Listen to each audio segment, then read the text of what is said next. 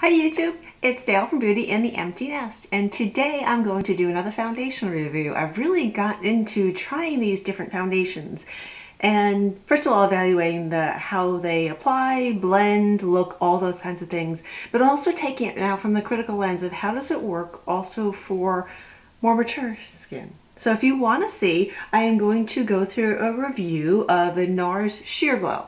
So if you want to see how it goes, and I'll also do an application where you'll get to see that, then keep watching.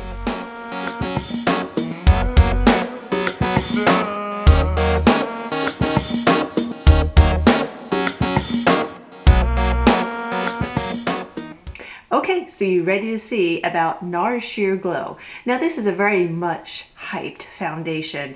Maybe it has died off a little bit than it was a couple years ago. However, I kind of just started sampling it.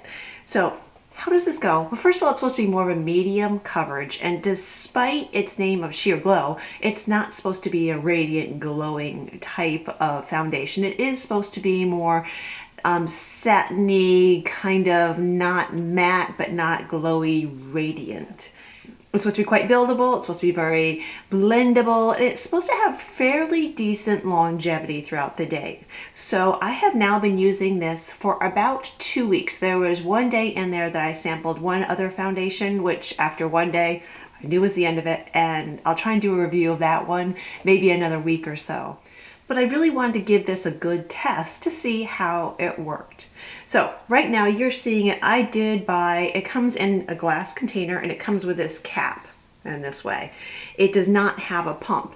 So I knew I had to have a pump. So I did go ahead and order the extra pump, which is really kind of, it's an extra expense because I have a feeling that most people do also prefer having a pump on their liquid makeup, especially more of an expensive one. That I just found that if I was tapping it or trying to put it on my hand or on, I like to put on a little cap from an old makeup.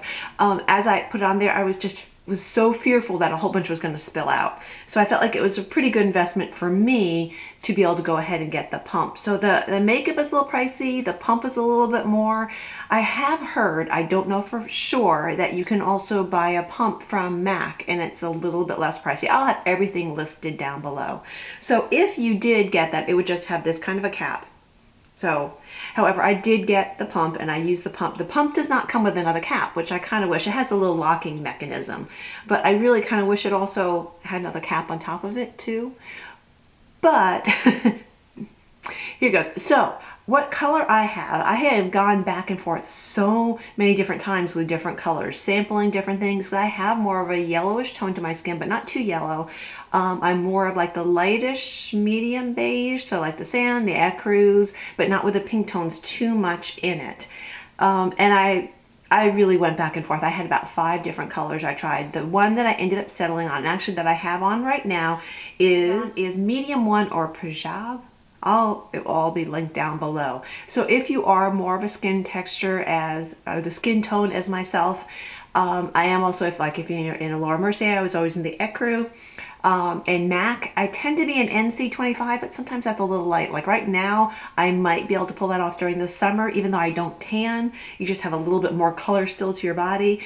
I can't pull that off.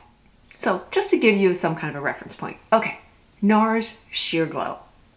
So I am wearing it right now, and I will either have a demo of me applying it alongside, or I'll save it to the end. I'm going to see how long the video goes. I don't like to keep them too long, and the quality of my recording of my application, because I don't have really fancy lights so far, I know it's not great and it's not exciting. So the application of it, I really only probably need 2 pumps, but I tend to put about 3 pumps. It's kind of a liquidy. I just always did less, but I feel like a little bit more. So let me put 1 pump on here so you can see. It's definitely not a moussey texture. It is a little bit more liquidy. You can kind of see it running down my hand there. So I'll blend it in there for the what it's worth category, right?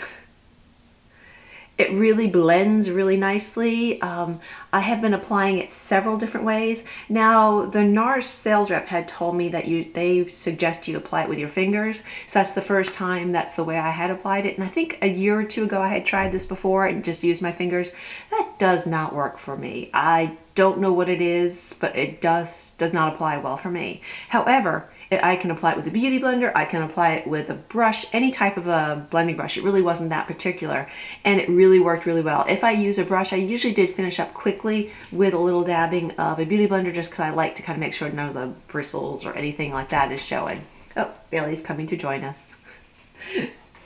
Hey, say hi, Bailey. You have quite a following on YouTube. Okay, well, she'll probably join us for a little while before she tears up the bed over there. She likes to make her own little nest there. Don't your dogs do that? So anyway, it applies really well. As far as the need for a primer, I typically always use a primer. I moisturize and then I usually use a primer.